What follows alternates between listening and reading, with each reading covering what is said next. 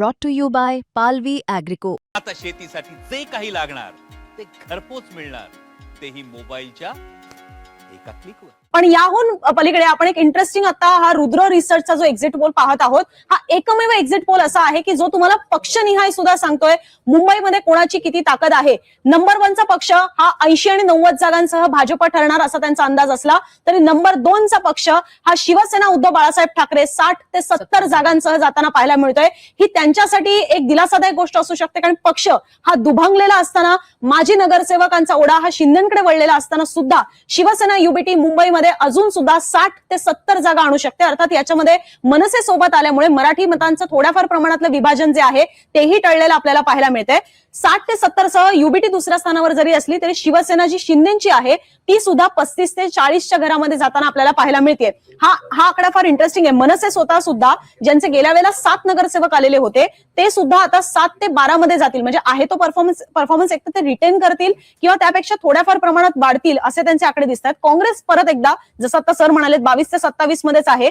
NCP जी अजित पवारांची आहे त्यांना सुद्धा 2 ते 3 जागा मिळतील. शरद पवारांच्या राष्ट्रवादीला मिळाली तर एखादी मिळेल आणि इतरांच्या पारड्यात सुद्धा 8 ते 12 जागा जातील असं दिसतंय. पण जी आधीची स्लाइड होती ती परत एकदा आपण पाहूया, ज्यामध्ये मनसेबद्दल खास करून बोलायचं झालं तर अभिजित सर हा इथे विषय घ्यायला हवा की मनसेची मतं ही शिवसेना युबीटीकडे जास्त वळलेली पाहायला मिळतात. त्या तुलनेमध्ये शिवसेना युबीटीची मनसेकडे तेवढी वळलेली नाहीयेत, कारण मनसेच्या जागांमध्ये तेवढा गेन पाहायला मिळत नाहीये गेल्या वेळेसच्या पेक्षा. मला असं वाटतं की हा सगळ्यात ऑर्थोडॉक्स पोल आहे. मी आतापर्यंतचा रुद्राचा विशाल लिंगायत यांनी केलेला पोल आहे हा. आणि भाजप 80-90 म्हणजे भाजपने गेल्या वेळेला 82 जागा घेतल्या होत्या. मी जसं पहिल्या पोलच्या वेळेला आपण ज्याला बोलत होतो, मला असं वाटतं डीबी रिसर्चच्या पोलच्या वेळेला, डीबी रिसर्चच्या त्याला मी तेच म्हणत होतो की 82 पासून ती किती वरती जाते, त्यापेक्षा शिंदे किती त्यांना करून देत आहेत त्याच्यावरती त्यांच्या जागा दिसत आहेत. हे म्हणून मी म्हटलं की मराठी माणसाशिवाय शक्य नाहीये महाराष्ट्रात किंवा मुंबईत भाजपला सत्ता. तर हे जे आहे शिवसेना 35 ते 40 आणि शिवसेना युबीटी जे आहे ते 70 जागांपर्यंत, तर मला असं वाटतं की हा रिअलिटीच्या अधिक जवळ असलेला पोल आहे. मनसे 7 ते 12, मनसेचा परफॉर्मन्स जो आहे तो मला असं वाटतं की फार काही उत्तम नाहीये. दुसरी गोष्ट की शिवसेना आणि मनसेची युती झाल्यामुळे त्यांचं जे केडर होतं, म्हणजे ज्यांनी राज ठाकरेंच्या विश्वास वृत्ती ते आलेले होते त्यातले बरेचसे लोक जे आहेत ती त्यांना जागा मिळू शकल्या नाहीत. पण दुसऱ्या बाजूला जर आपण असा विचार केला, जर समजा उद्धव ठाकरेंनी मनसेला सोबत घेतलं नसतं तर मनसेचं काय झालं असतं. मला असं वाटतंय की मनसेला एका प्रकारचा सीपीआर दिलेला आहे शिवसेनेनं. म्हणजे एखादी व्यक्ती ज्या वेळेला खूप अडचणीत किंवा त्याला प्रचंड शेवटच्या घटका मोजताना त्याला सीपीआर देतात ना, तसा सीपीआर देऊन एखाद्या व्यक्तीला जीवनदान दिल्यासारखं आहे. ज्या पक्षाचे 6 नगरसेवक गेल्यावर निवडून आलेले होते, 7 आले होते, म्हणजे 6 गेले आणि मग एक राहिला तो पण नंतर गेला, बट ऑब्वियस. तर ते 7 जे होते तर ती ताकद जी होती त्यापेक्षा वाढलेली, म्हणजे 7 ते 12 मला असं वाटतंय की ती ताकद 17ची होती. 17ची ती आता तुम्ही या कसोटीवर मोजू शकत नाही की ती 7 होती मग आता 7 आले मग ते झालेच ना तेवढे, असं नाही होऊ शकत आहे. तर मला असं वाटतं की तसा सीपीआर दिलेला आहे. मनसेची जी ताकद आहे, म्हणजे मला वोट ट्रान्सफर जे आहे, मला असं वाटतं की 42च्या जागा ज्या लढल्या, 42 जागा 50 लढल्या मनसेनं, त्यातल्या बहुतांश ठिकाणी जे वोट ट्रान्सफर व्हायला पाहिजे तर ते मनसेचं ताकदीनं झालंय असं जर आपण म्हटलं तर मग मनसेला ताकदीनं झालंय असं म्हणायचं का. तर त्याच्यामध्ये काय कमी पडलंय, तर त्याच्यामध्ये रिसोर्सेस कमी पडले, त्याच्यामध्ये इलेक्शन लढण्याची टेक्निक कमी पडलेली आहे. याच्यामध्ये खूप मोठ्या प्रमाणावरती ताकदीचे उमेदवार त्यांच्या, समजा भाजपचाच उमेदवार समोर आहे किंवा शिवसेना एकनाथ शिंदेचा उमेदवार समोर आहे, तुम्ही किती ताकदीने लढू शकाल. शिंदेची लढण्याची तुम्ही लिमिट माहिती आहे, ते अनलिमिटेड लढतात. म्हणजे इतकं हे झोकून देतात, सगळंच लावतात, सगळं पणाला लावतात. तर मला असं वाटतं की ती ताकद मला असं वाटतं कमी पडली. आणि दुसरी गोष्ट अशी की हा प्रयोग जो आहे त्या प्रयोगामध्ये 82 ते 85 पर्यंत जर खरंच पोहोचली एक्सटेंड होऊन, तर मला असं वाटतं की तो काय फार वाईट आकडा आहे असं मला म्हणता येणार. मला वाटलं की मनसेसाठीचा हा फायद्याचाच विषय आहे की 6 नगरसेवक 7च्या नगरसेवक गमावून जर का 7 ते 12 घेत असतील तर मागच्या वेळेपेक्षा म्हणजे परिस्थिती राखण्यामध्ये त्यांना यश आलं आहे. आणि इतक्या सगळ्या गोष्टी घडल्यानंतर आणि विशेष म्हणजे मनसेचा पक्ष म्हणजे जवळजवळ काही न करता सुद्धा जर एवढ्या जागा मिळत असतील तर तो फायद्याचा आहे. जर आपण बघितलं ना त्याच्यामध्ये, तर भाजप शिवसेना ही काठावरती पास आहे, म्हणजे मॅजिक फिगर त्यांना मिळते. पण तुम्ही जर इथे मॅक्सिमम सिटीमध्ये म्हणजे मॅक्सिमम जर पकडलं शिवसेना मनसेचं, तर ते जाऊन पण 100च्या आसपास टच होत आहेत सत्तेमध्ये. आणि त्यांच्यामध्ये अंतर जे राहते ते अंतर इतर जर त्याच्यामध्ये टाकले तर ते अंतर पण मेकअप होतं. मला असं वाटतं की ते पण फार इंटरेस्टिंग आहे. रुद्र रिसर्चचा हा जो एक्झिट पोल आहे त्याच्यामध्ये भाजप आणि शिवसेनेला 115 ते 130 एवढ्या जागा पाहायला मिळत आहेत.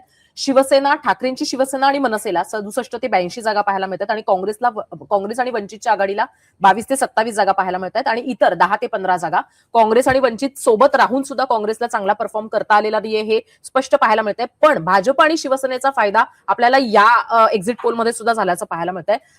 मिलिंद सरांकडे जाऊयात आपण. सर, अशी कुठली फॅक्टर आहे की ज्याच्यामुळे भाजप आणि शिवसेना, जसं आपण पाहतो आहोत, एक क्लिअर मॅन्डेट एक्झिट पोलमध्ये सुद्धा आपल्याला पाहायला मिळतं आहे, वेरएज ठाकरेंची शिवसेना आणि मनसे यांनी सेकंड नंबर गाठलेला आहे. म्हणजे ज्या पद्धतीची पडझड झालेली आहे शिवसेनेमध्ये आणि मनसे तितकासा ऍक्टिव्ह नव्हता, असं असताना सुद्धा दुसऱ्या क्रमांकावर राहण्याचं यश हे ठाकरेंना नाही म्हटलं तरी मिळालेलं आहे. आणि अर्थात भाजप हा मोठा पक्ष आहे, महाराष्ट्रातला मोठा पक्ष आहे, तो मुंबईतलाही मोठा पक्ष झाला असता मागच्या निवडणुकीमध्ये. अगदी 2 जागांचा फरक होता. त्या दृष्टीनं जर पाहायला गेलं तर भाजपच्या परफॉर्मन्स आणि ठाकरेंच्या परफॉर्मन्सचा कसा विचार करायचा?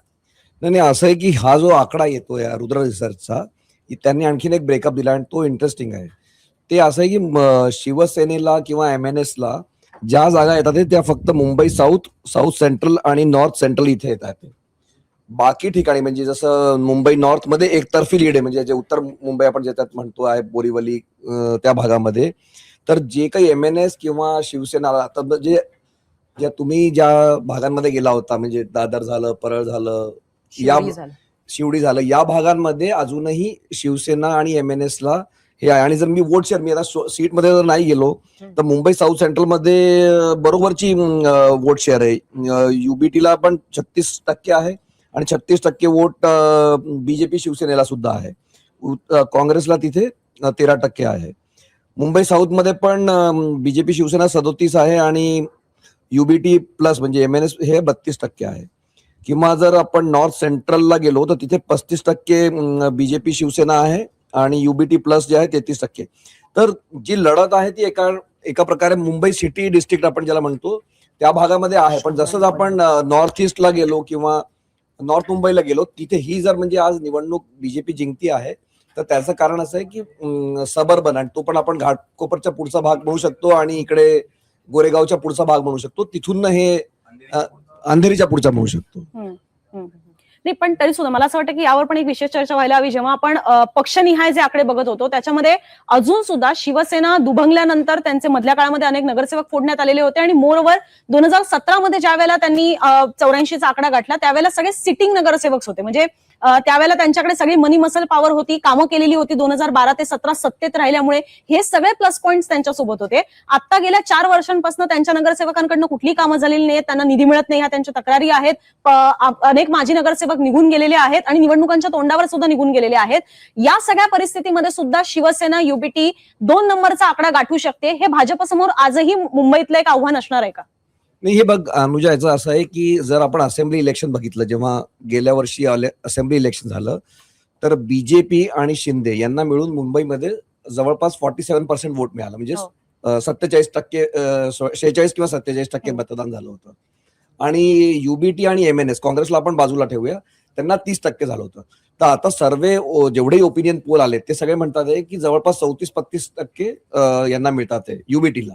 तर UBTचा गेन होतोय.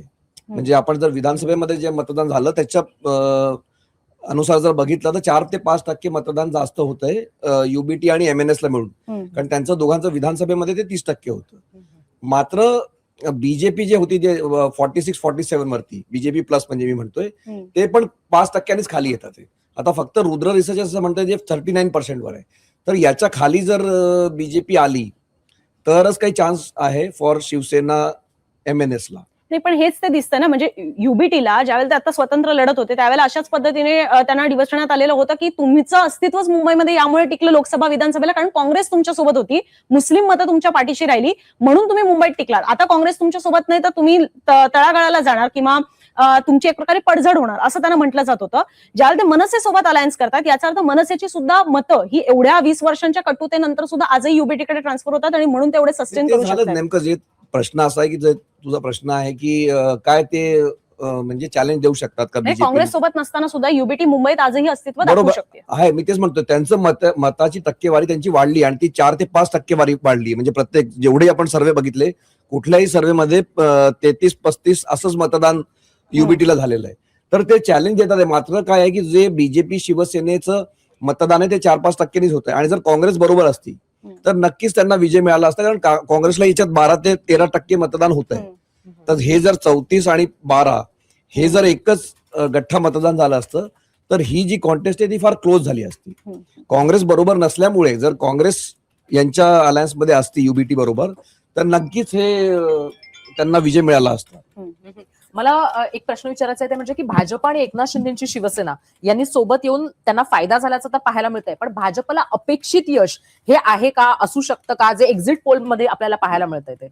आता जे मिलिंद सर सांगत होते ना, एक्झॅक्टली तोच मुद्दा आहे की बीजेपीचा वोट शेअर किती वाढला. म्हणजे एकूण जर वोट शेअर जर आपण बघितला आता मिळालेला तर त्याच्यामध्ये सगळा मिळून बीजेपीचा वोट शेअर आहे, बीजेपी शिवसेना मिळून तो आहे 39% आणि Shivsena UBT MNS plus NCP तो आहे 34% आणि काँग्रेस आणि वंचितचा 12% आहे. याच्यामध्ये बाय फॉरगेट नाहीये. पण याचा अर्थ काय आहे, याचा अर्थ असा आहे की याच्यातला जो मेजर वोट शेअर जो इथे दिसत होता, ऍक्च्युली मला तेच दाखवायचं होतं की party wise vote share BJP 26% आणि एकनाथ शिंदे 13%.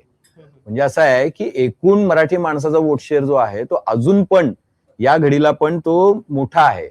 आणि ज्यावेळेला तुम्ही जो प्रश्न विचारला की भाजप आणि शिवसेना ज्यावेळेला एकत्र येते आहे त्यावेळेला त्यांना फायदा होताना दिसतो, त्याचं कारण असं आहे की भाजप फार त्याच्या पलीकडे जात नाहीये.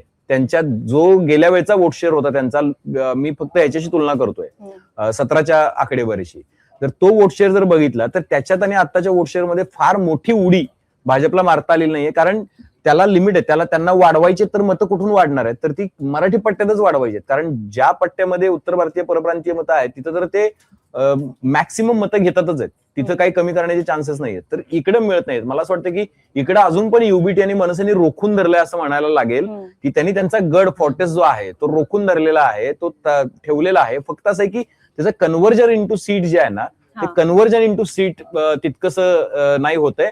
आणि that is because of Shinde. कारण शिंदे पलीकडच्या बाजूनी मोठी ताकद उभी करतात भाजपच्या बाजूनी. आणि त्याचं दुसरं एक कारण आहे की पहा असं आहे की शिंदेचं सतत लोकांमध्ये असणं तुम्हाला क्रेडिट द्यावं लागेल. तुम्ही 24/7 राजकारण करता, तुम्ही लोकांमध्ये असता, तुम्ही कार्यकर्त्यांना अवेलेबल असता, गाडी हात दाखवा गाडी थांबवा प्रकार असतो शिंदेच्या गाडीचा. म्हणजे ते जर निघाले तर त्यांना कुणी हात केला तर ते नमस्कार करतात, साहेब साहेब म्हणून हाक मारे तर थांबतात, ते ऐकून घेतात. कामं किती होतात हा मुद्दा महत्वाचा नाहीये. प्रश्न असा आहे की तुमच्या गाडीची काच खाली होते का. मला असं वाटतंय की हा काळ गाडीच्या काचा बंद करून चालण्याचा नाहीये नेत्यांनी, हा काळ गाडीला काचा नसण्याचा आहे. मला असं वाटतंय की काय गाडीला काचा नसण्याचा काळ आहे. आणि तसं जर चाललो आपण तरच यश मिळू शकतं. अदरवाईज जर तुम्ही बघाल तर उद्धव ठाकरेंचं समजू शकतो की ते प्रकृती अस्वास्थ्यामुळे, पण राज ठाकरे असतील, अमित ठाकरे असतील, आदित्य ठाकरे असतील, यांना तुम्हाला गाडीच्या काचा काढून ठेवाव्या लागतील म्हणजे थोड्याशा वेगळ्या भाषेत जर सांगायचं. आणि तुम्हाला सतत लोकांमध्ये राहावं लागेल. तुमचा ऍक्सेस जो आहे तो थेटपणे नेत्याशी असेल तर पण आता जेलिंग चांगलं झालंय. आता मुद्दा असा आहे ना की हे इथं थांबलं तर then it will have some problem. पण जर हे थांबलं नाही, म्हणजे जसं उद्धव ठाकरे म्हणतात की आम्ही एकत्र आलो एकत्र राहण्यासाठी, हे जर राहिले एकत्र तर मला असं वाटतं मग पुढच्या 2-3 वर्षामध्ये काहीतरी मुंबईपुरती ताकद ते निर्माण करू शकतात. पण त्यांचं आव्हान त्याच्या पुढचं खूप मोठं आहे.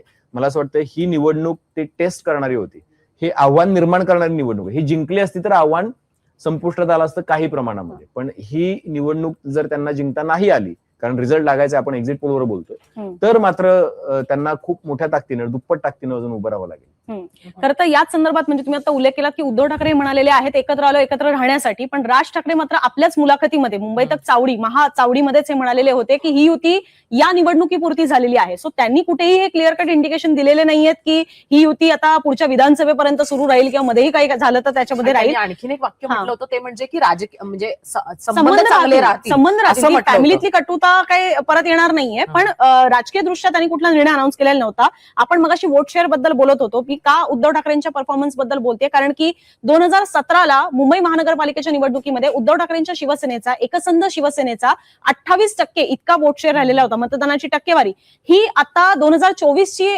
जी विधानसभेची निवडणूक झाली त्यावेळेला मुंबईतला त्यांचा वोट शेअर जो आहे तो 23% होता.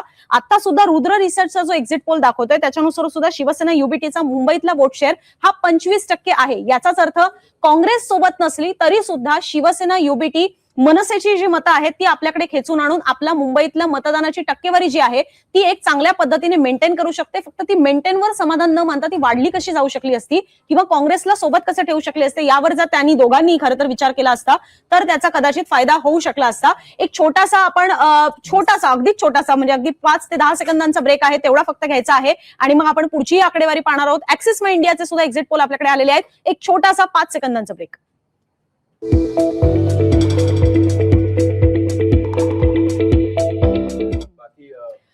ब्रेक नंतर आपल्या सगळ्यांचं परत एकदा स्वागत आहे. आता आपण एक नवीन एक्झिट पोल पाहूया. हर्षदा, एक्झिट पोल इथं आपल्याला एक्सिस माय इंडियाचा नाही पाहायला मिळत आहे, रुद्र रिसर्चचा बीएमसीचा एक्झिट पोल आपल्याला पाहायला मिळतो आहे.